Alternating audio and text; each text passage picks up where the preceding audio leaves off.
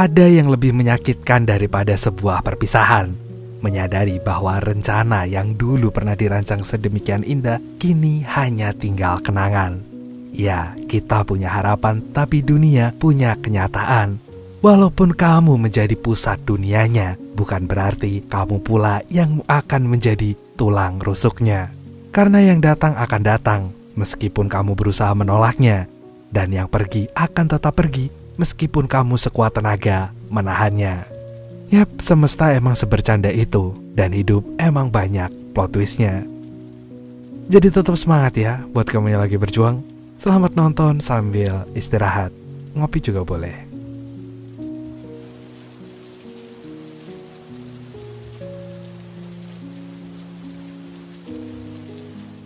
Cewek manis ini namanya Zoyu.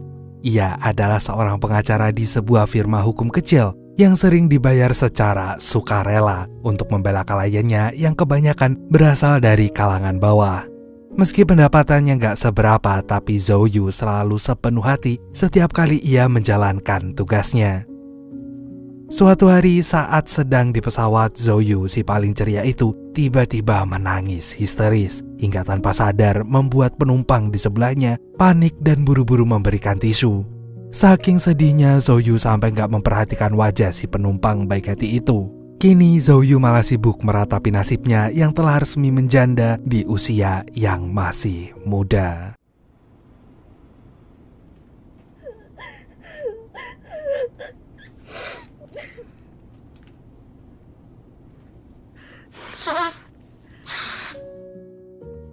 Anehnya setelah pesawat mendarat, Zoyu kembali terlihat ceria seakan-akan ia amnesia dengan tangisan histerisnya tadi.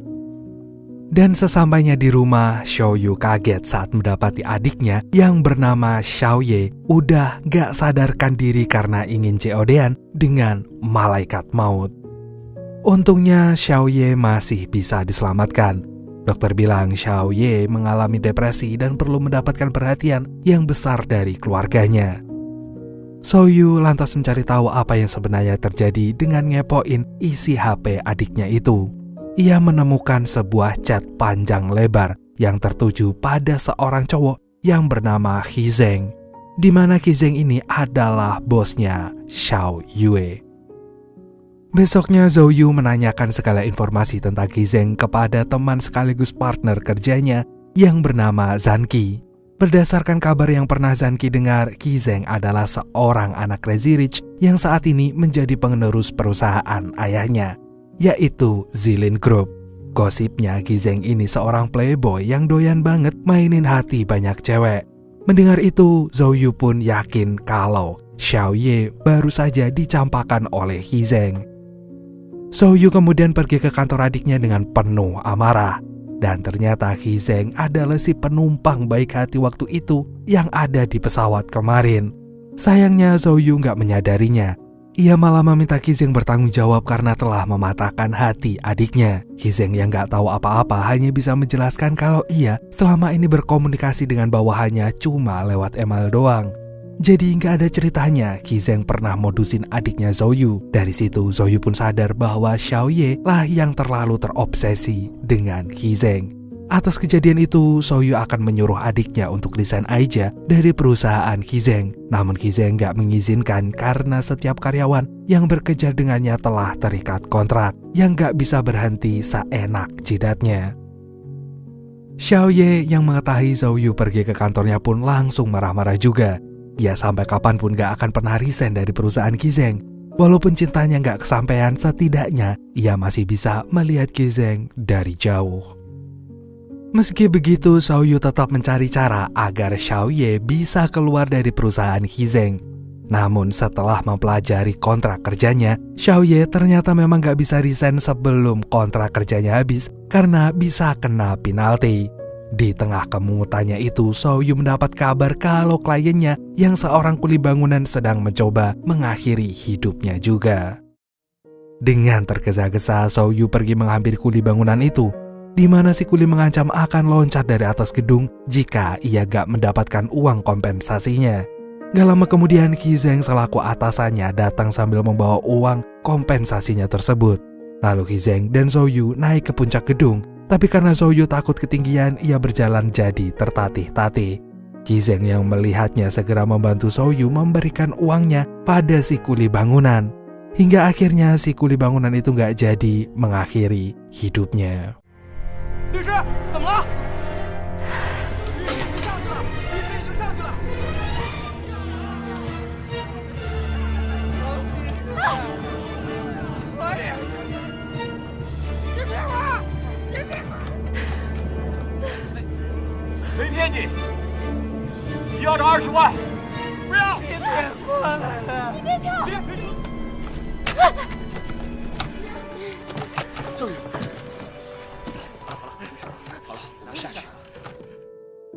Malamnya Zhou mentraktir Qizeng makan di sebuah warung makan sederhana sebagai ucapan terima kasihnya karena Qizeng telah membantu menyelamatkan kliennya.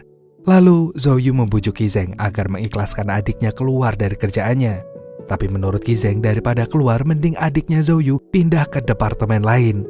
Merasa ide itu brilian, Zhou pun setuju. Ia kemudian merasa bersalah karena pernah suuzon dengan mas-mas tersebut. Padahal Qizeng gak seburuk yang ia bayangkan. Selesai makan, Qizeng pun menawarkan diri untuk mengantarkan Zhou pulang. Tadinya Zhou terus menolak, tapi karena hujan tiba-tiba turun dan Qizeng punya payung, mau gak mau Zhou pun pulang bareng Qizeng. Keesokan harinya di bandara, Qizeng terlihat sedang menjemput teman masa kecilnya yang baru kembali dari luar negeri. Namanya adalah Xinyao. Diam-diam Xinyao ini naksir berat sama Qizeng. Makanya sehabis pulang dari bandara, Xinyao gak mau turun dari mobil Qizeng. Pokoknya kemanapun Qizeng pergi, Xinyao harus ikut. Namun Qizeng dengan 1000 akalnya berhasil membuat Xinyao turun dari mobilnya.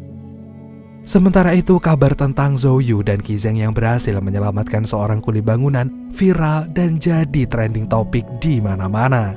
Gara-gara itulah si bos minta Zhou memujuk Qizeng agar mau bekerja sama dengan firma hukumnya untuk menjadi badan penasehat hukum yang baru di perusahaan Qizeng. Jika berhasil mendapatkan posisi tersebut, dalam setahun mereka bisa mendapat gaji sebesar 1 juta yuan atau sekitar 2 miliar rupiah. Kalau Zhou sampai menolak melakukannya, si bos mengancam akan meet up dengan malaikat maut. Kenapa semua orang di sini tuh pengen banget COD sama malaikat maut, guys? Jangan, lu dikasih hidup jangan tiba-tiba resign aja lu dari dunia anjir.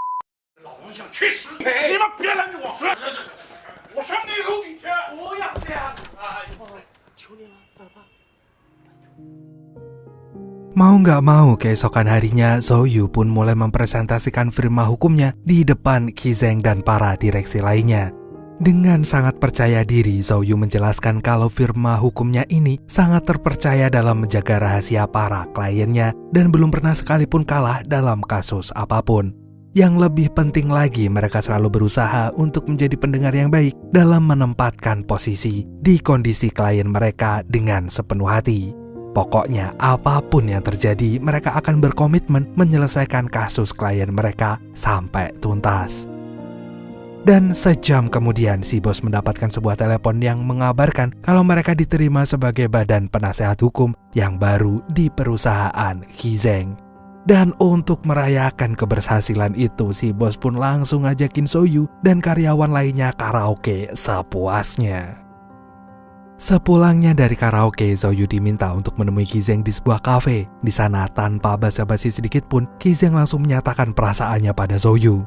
Ia bilang bahwa dirinya udah jatuh hati pada Zhou sejak pandangan pertama. Sontak Zhou kaget, dengan cepat ia menolak perasaan Qizeng tersebut. Lagian Zhou sadar diri seorang janda miskin seperti dirinya sama sekali gak pantas mendampingi Qizeng yang seorang anak crazy rich. Ia juga gak pernah memimpikan sebuah kehidupan seperti seorang Cinderella.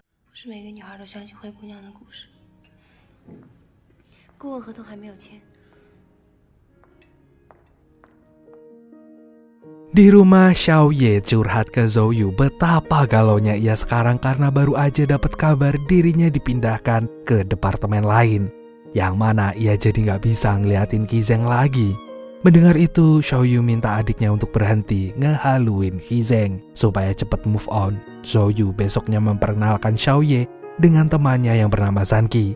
Ia berharap Xiaoye bisa segera melupakan Qizeng dan membuka hati untuk orang lain. Setelah itu, Xiaoyu kembali ketemuan dengan Qizeng yang Xiaoyu pikir akan membicarakan tentang pekerjaan. Namun pikiran Xiaoyu ternyata salah besar. Kini Qizeng malah memberitahu Xiaoyu bahwa dialah orang yang memberikan tisu sewaktu Xiaoyu menangis di pesawat dulu. Di situ, Xiaoyu beralasan kalau ia menangis bukan karena rumah tangganya cuma bertahan selama 3 tahun, tapi karena uangnya terkuras habis untuk beli tiket pesawat paling mahal. Gak ingin Qizeng terus mengungkit masa lalunya, sekarang gantian Xiaoyu yang nanyain balik ke Qizeng. Ia dengar Qizeng adalah seorang yang playboy dan kini sebentar lagi ia akan menikah. Mendengar itu, Qizeng langsung membantah kalau dirinya bukanlah seorang playboy. Kalaupun sebentar lagi akan menikah, Qizeng pastikan ia akan menikah dengan Xiaoyu. Licin banget mulutnya si abang.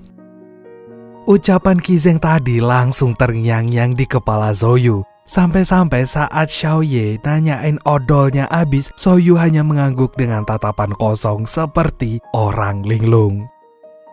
Di hari berikutnya, Xiaoyu telah membulatkan tekadnya untuk menjaga jarak dengan Qizeng. Tapi yang ada, Qizeng malah nekat pergi ke kantor Xiaoyu.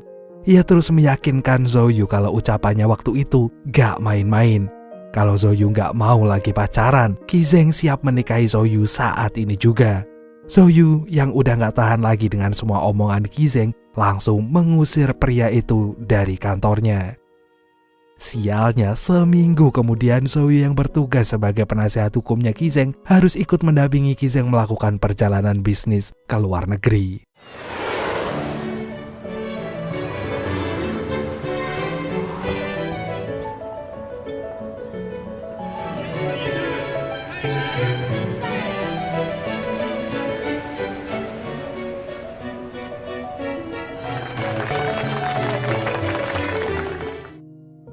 Suatu hari salah seorang pegawai Qizeng cerita kalau atasannya itu telah kehilangan ibunya sejak masih kecil, di mana ibunya itu meninggoy bunuh diri di depan kedua mata Qizeng. Karena itulah ayah Qizeng memindahkan Qizeng ke Amerika selama 10 tahun lamanya. Dan malamnya Xiaoyu menghampiri Qizeng yang sedang membakar fotonya untuk memperingati hari kematian ibunya. Agar di atas sana ibunya bisa melihatnya, Qizeng sengaja membakar fotonya yang terlihat sedih